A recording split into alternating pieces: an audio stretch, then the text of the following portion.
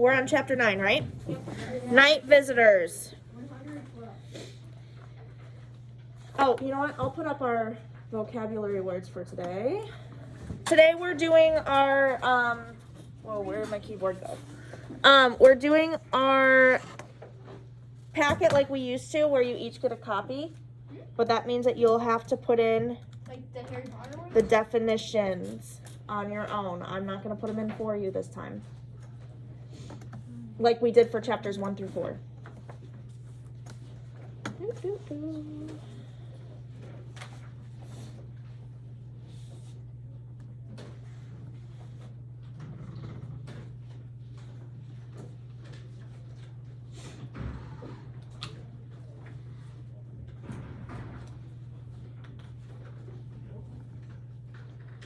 Classwork, Stormbreaker.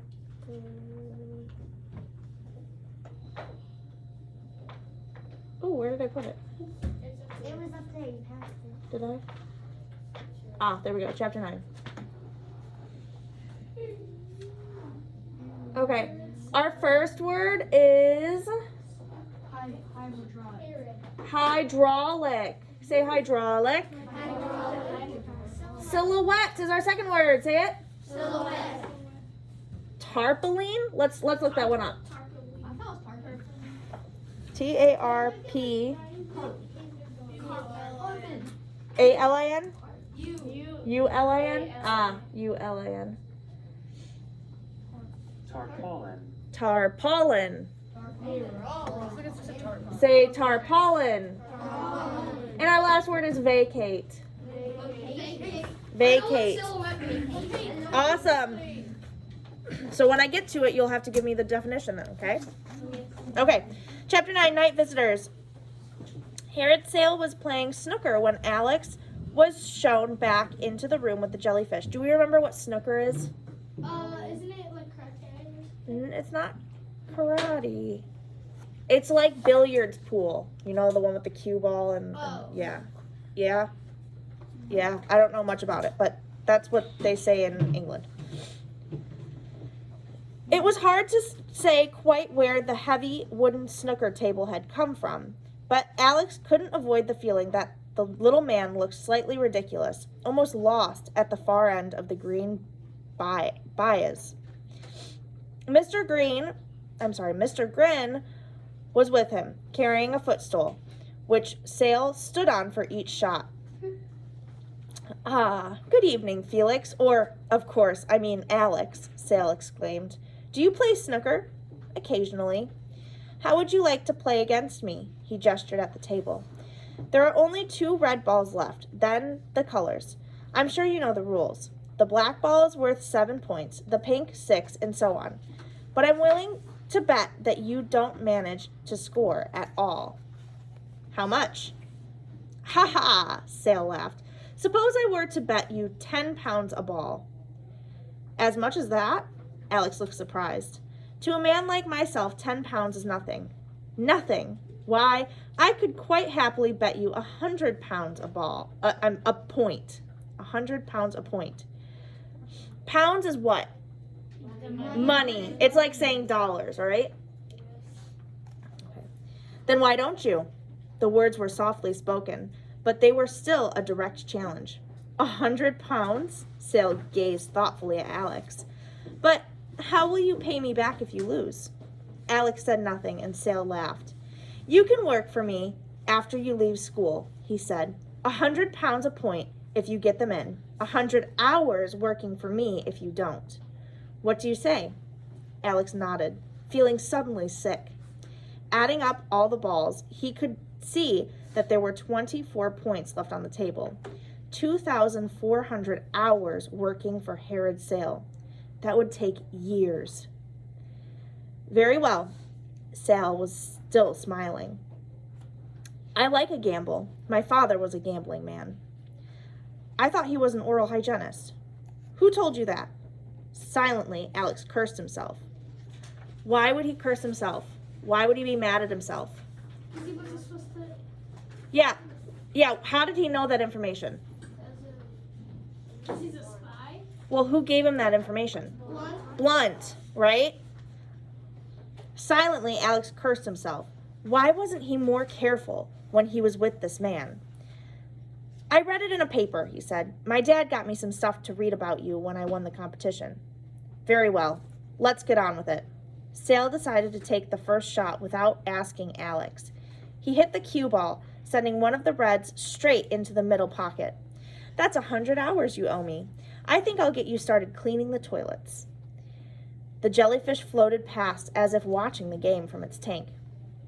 Mr. Grin picked up the footstool and moved it around the table. Sale laughed briefly and followed the butler around, already sizing up the next shot, a fairly tricky black into the corner. 7 points if he got it in. 700 hours more work. So, what does your father do? Sale asked. Alex quickly remembered what he had read about Felix Lester's family. He's an architect, he said. Oh, yes? What's he designed? The question was casual, but Alex wondered if he was being tested. He was working on an office in Soho, Alex said. Before that, he did an art gallery in Aberdeen. Yes, Sale climbed onto the footstool and aimed. The black ball missed the corner pocket by a fraction of an inch, spinning back into the center. Sale frowned. That was your bloody fault, he snapped at Mr. Grin. What?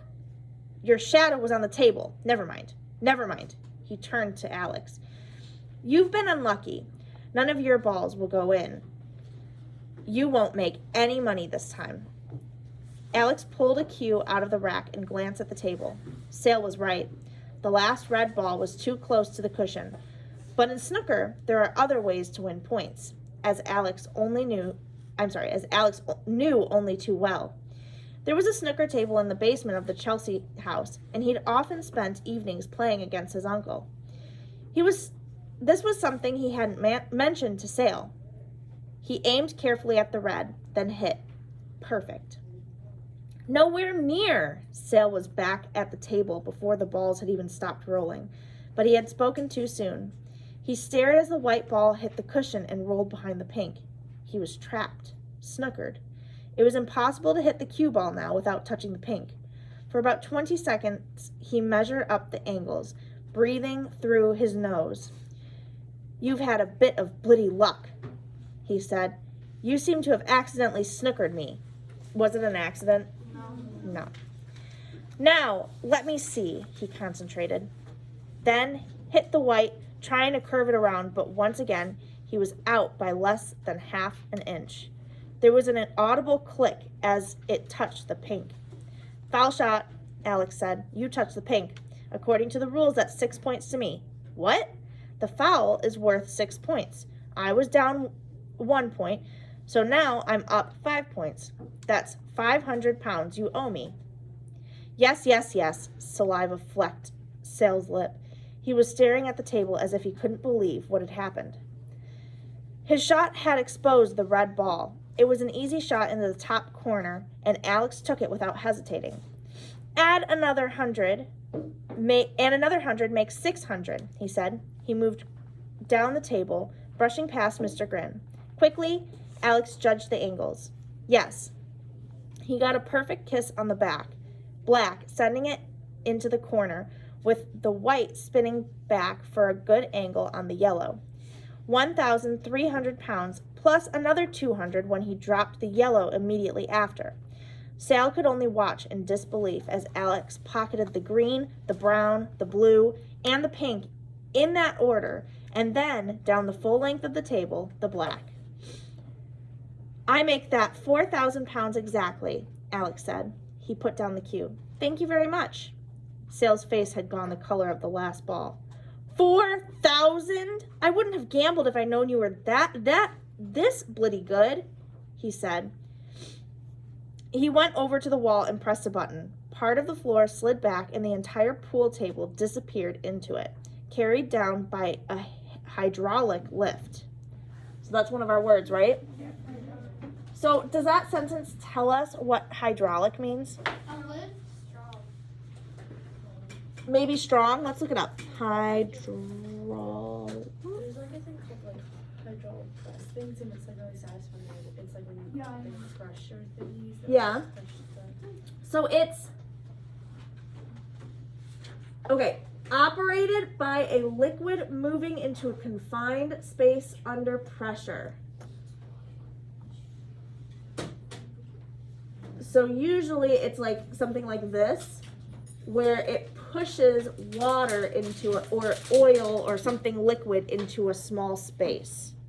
And it causes things to move like in an engine.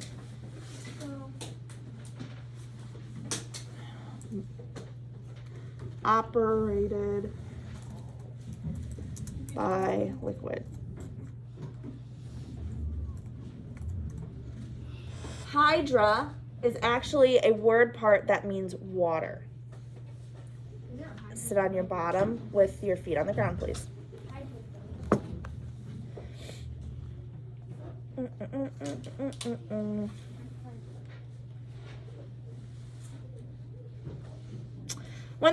When the floor slid back, there was no sign that it had ever been there.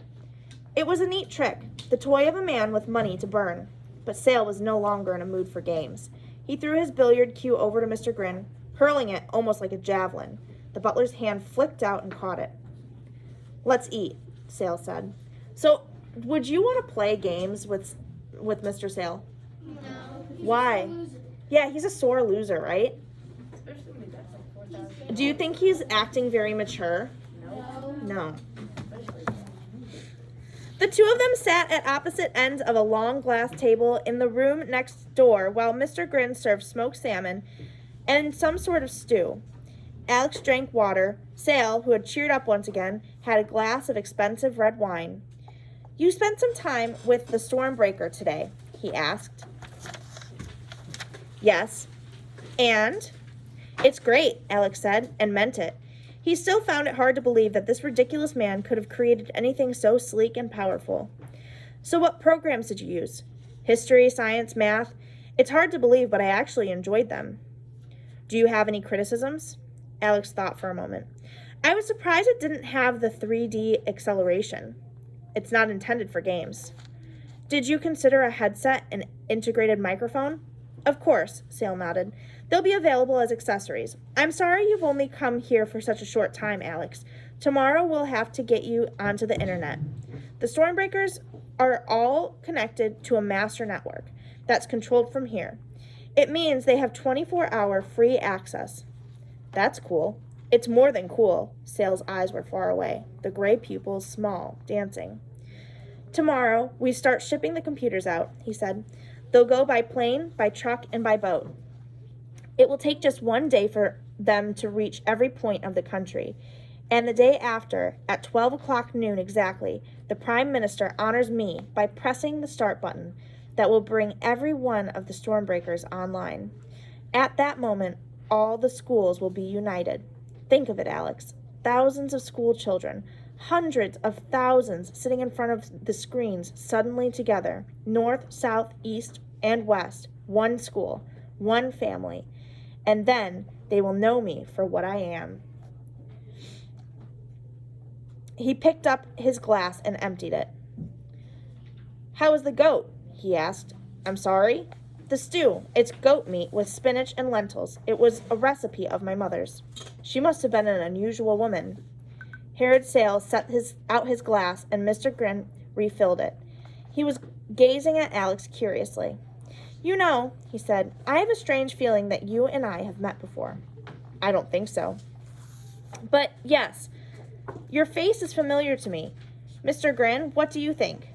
The butler stood back with the wine, his dead white head twisted around to look at Alex. "Egrar," he said. "Yes, of course, you're right." "Egrar?" Alex asked. "Ian Ryder, the security man I mentioned. You look a lot like him. Quite a coincidence, don't you think?" Uh-oh. "I don't know. I've never met him." Alex could feel the danger getting closer. "You told me he left suddenly?" "Yes, he was sent here to keep an eye on things, but if you ask me, he was never any bloody good. Spent half his time in the village, in the port, the post office, the library. When he wasn't snooping around here, that is. Of course, that's something else you have in common. I understand Fraulein Vole found you today." Sale's pupils crawled to the front of his eyes. trying to get closer to Alex. You were off limits. I got a bit lost, Alex shrugged, trying to make light of it. Well, I hope you don't go wandering again tonight. Security is very tight at the moment, and as you may have noticed, my men are all armed. I didn't think that was legal in England. We have a special license. At any rate, Alex, I would advise you to go straight to your room after dinner and stay there. I would be inconsolable if you were accidentally shot and killed in the darkness. Although, of course, it would save me £4,000. Actually, I think you've forgotten the check. You'll have it tomorrow. Maybe we can have lunch together. Mr. Grin will be serving up one of my grandmother's recipes. More goat? Dog. You obviously had a family that loved animals. Only the edible ones, Sale smiled. And now I must wish you good night. At 1:30 in the morning, Alex's eyes blinked open and he was instantly awake. He slipped out of bed and dressed quickly in his darkest clothes, then left the room. He was half surprised that the door was open and that the corridors seemed to be unmonitored. But this was, after all, Sale's private house, and any security would have been designed to stop people coming in, not leaving. Sale had warned him not to leave the house, but the voices behind the metal door had spoken of something arriving at 2 o'clock. Alex had to know what it was. What could be such a secret that it had to arrive in the middle of the night? He found his way into the kitchen and tiptoed past a stretch of gleaming silver surfaces and an oversized fridge. Let sleeping dogs lie, he thought to himself, remembering the dinner. There was a side door, fortunately, with the key still in the lock. Alex turned it and let himself out. As a last-minute precaution, he locked the door and kept the key. Now at least he had a way back in. It was a soft gray night with a half moon forming a perfect D in the sky. D for what? Alex wondered. Danger, discovery, or disaster? Only time would tell. He took 2 steps forward, then froze as a searchlight directed from a tower he hadn't even seen rolled past, inches away. At the same time, he became aware of voices, and 2 guards walked slowly across the garden, patrolling the back of the house. They were both armed, and Alex remembered what Sale had said. An accidental shooting would save him £4,000.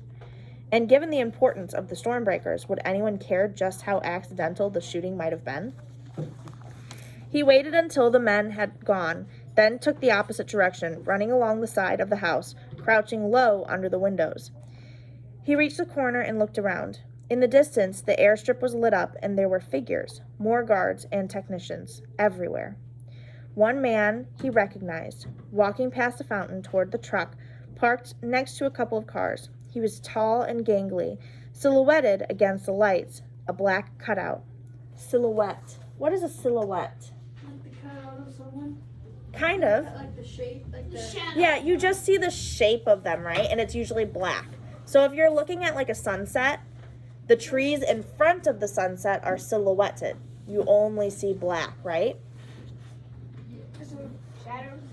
So a Shadow. black, Shadow. I don't think shadow, Figure. figure.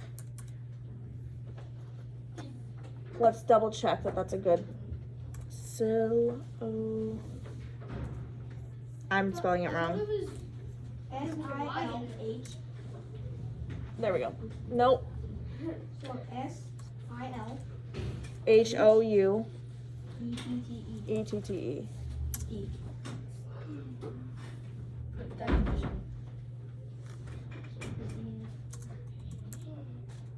There we go. The dark shape of someone or something visible against a lighter background, especially in dim light. So, dark shape and outline. So what did we put? A black figure. I think that makes sense, right? Yeah. Okay. But Alex would have known Mr. Grin anywhere. They come in tonight at 0200, night visitors. And Mr. Grin was on his way to meet them. The butler had almost reached the truck, and Alex knew that if he waited any longer, he would be too late. Throwing caution to the wind, he left the cover of the house and ran out into the open, trying to stay low and hoping his dark clothes would keep him invisible. He was only 50 yards from the truck when Mr. Grin suddenly stopped and turned around as if he had sensed that there was someone there. There was nowhere for Alex to hide. He did the only thing he could and threw himself flat on the ground, burying his face in the grass. He counted slowly to 5 and then looked up. Mr. Grin was turning once again. A second figure had appeared, Nadia Vole. It seemed she would be driving. She muttered something as she climbed into the front. Mr. Grin grunted and nodded. By the time Mr. Grin had walked around the passenger door, Alex was once again up and running. He reached the back of the truck just as it began to move.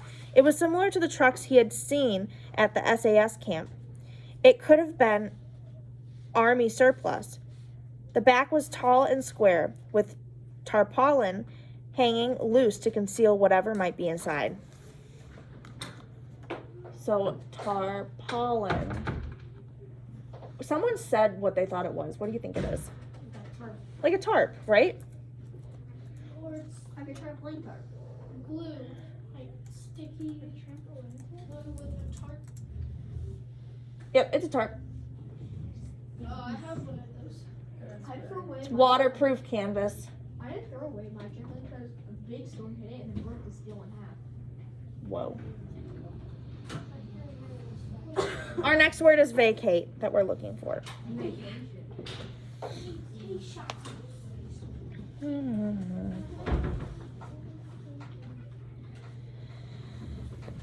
Alex clambered onto the moving tailgate and threw himself in. The truck was empty, and he was only just in time. Even as he hit the floor, one of the cars started up behind him, flooding the back of the truck with its headlights. If he had waited even a few seconds more, he would have been seen. In all, the convoy of 5 vehicles left Sale Enterprises. The truck Alex was in was the last one. In addition to Mr. Grin and Nadia Vole, at least a dozen uniformed guards were making the journey. But where to? Alex didn't dare look out the back, not with a car right behind him.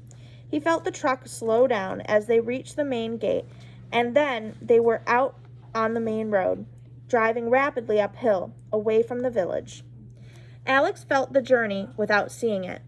He was lying on a wooden floor about 10 feet across, with nothing to hold on to as the truck sped around hairpin bends. The walls of the truck were steel and windowless. He only knew they had left the main road when he suddenly found himself being bounced up and down, and he was grateful that the truck was now moving more slowly. He sensed that they were going downhill, following a rough track, and now he could hear something, even over the noise of the engine. Waves. They had come down to the sea. The truck stopped. There was the opening and slamming of car doors, the scrunch of boots on rock, low voices talking. Alex crouched down, afraid that one of the guards would throw back the tarpaulin and discover him. But the voices faded, and he found himself alone. Cautiously, he slipped out the back. He was right. The convoy had parked on a deserted beach. Looking around, he could see a track leading down from the road that twisted up over the cliffs that surrounded them. Mr. Grin and the others had gathered beside an old stone jetty that stretched out into the black water. He was carrying a flashlight. Alex saw him swing it in an arc. Growing ever more curious, he crept forward and found a hiding place behind a clump of boulders. It seemed that they were waiting for a boat. He looked at his watch. It was exactly 2 o'clock. He almost wanted to laugh. Give the men flintlock pistols and horses, and they could have come straight out of a children's book. Smuggling on the Cornish coast. Could that be what this was all about? Drugs coming from the continent? Why else come here in the middle of the night? The question was answered a few seconds later. Alex stared, unable to quite believe what he was seeing. A submarine. It had emerged from the sea with the speed and the impossibility of a huge stage illusion. One moment there was nothing, and then it was there, in front of him, plowing through the sea toward the jetty, its engine making no sound, water streaking off its silver casing and churning white behind it. The submarine had no markings, but Alex knew it wasn't English. The The shape of the diving plane slashing horizontally through the conning tower and the shark's tail rudder at the back was like nothing he had ever seen. He wondered if it was nuclear powered. A conventional engine would surely have made more noise. And what was it doing here off the coast of Cornwall? Not for the first time, Alex felt very small and very young. Whatever was going on here, he knew he was way out of his depth. And then the tower opened and a man climbed out, stretching himself in the cold morning air.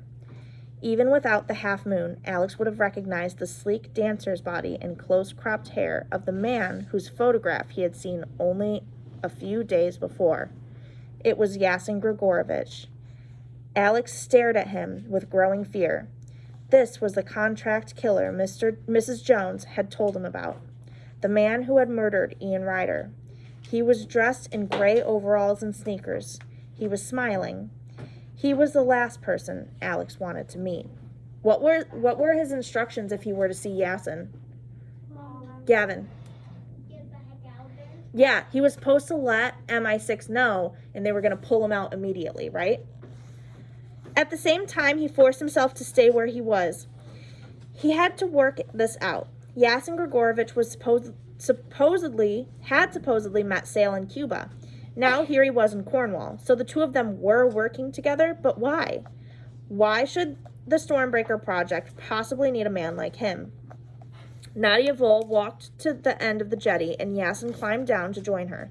They spoke for a few minutes, but even assuming they had chosen the English language, there was no chance of their being overheard.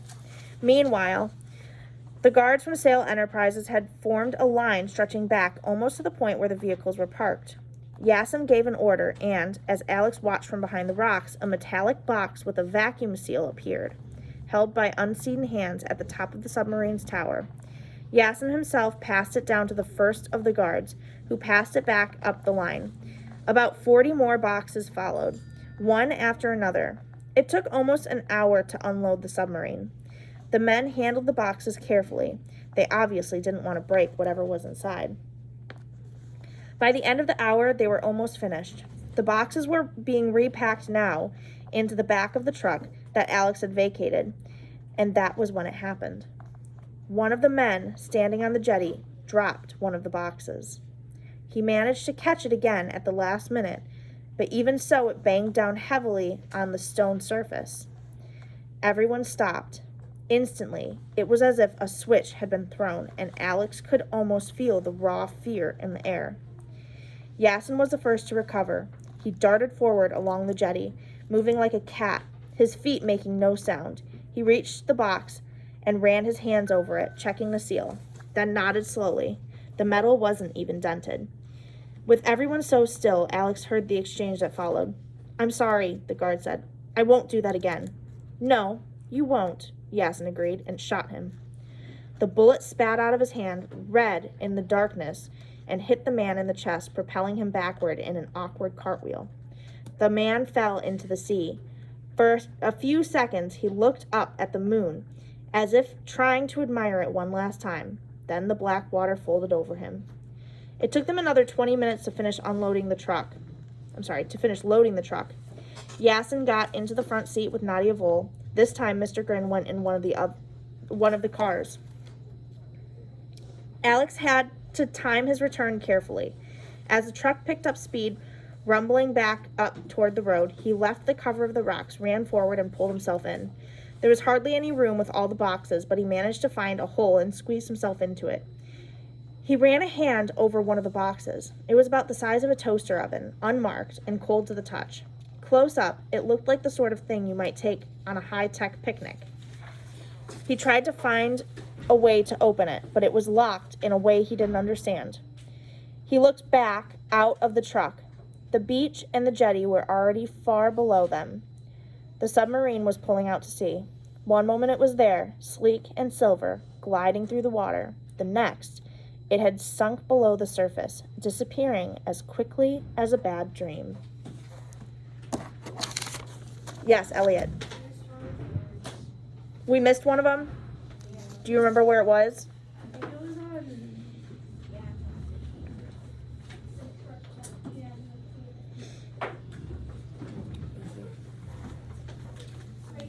128. 128. On the middle. Wait, can you point it out to me again? 1, 2, 3. Okay, yeah, the boxes were being repacked now into the back of the truck that Alex had vacated. So, to what? Yeah, to leave. To vacate is to make empty. Okay, cool. So, I'm going to keep this up so that you can take these definitions that we did together. Actually, we're going to do this tomorrow because we have another activity that I really want to do. I do want to show you a really good response to one of the questions that we had. Gavin, do you mind if I share some of your writing? Is it okay? If not, I won't share it. Okay. I believe it was in Toys R Us. Ooh, no, that's not what I want.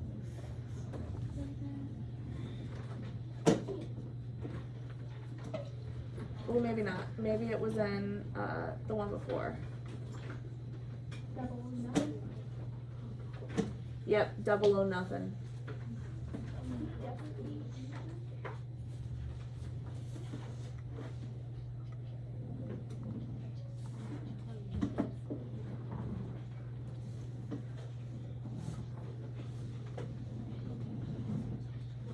Okay, so this is Gavin's journal entry. Our prompt was put yourself in Alex's shoes, write a journal entry about your experiences thus far in the novel. How are you feeling?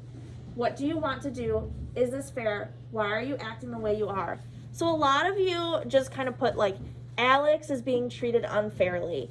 And you told me that, but you didn't actually put yourselves into Alex's shoes. Gavin was super creative and he said, day 10 or 9, I'm writing this on my 12-hour walk. I was just flashbanged yesterday. My eye still hurts a bit. I'm going to run away soon by making a really big fire in the campsite so I can run away. I have a bag full of food. This is the end of the journey. Or the journal entry. Yeah? So he actually like took some of the elements of the story where it started off with day 9 or 10. That was actually in the story, right? That we read? Yes? Yeah? So it was super creative and I really liked it. So give Gavin some snaps. We're going to be doing something similar to that here.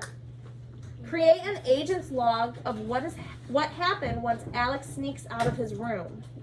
So you're going to actually create, kind of like Gavin did, a journal entry or an agent's log. We're going to be doing that tomorrow. So think about what you would put in your agent's log based on what happened today. Listing what happened. Okay?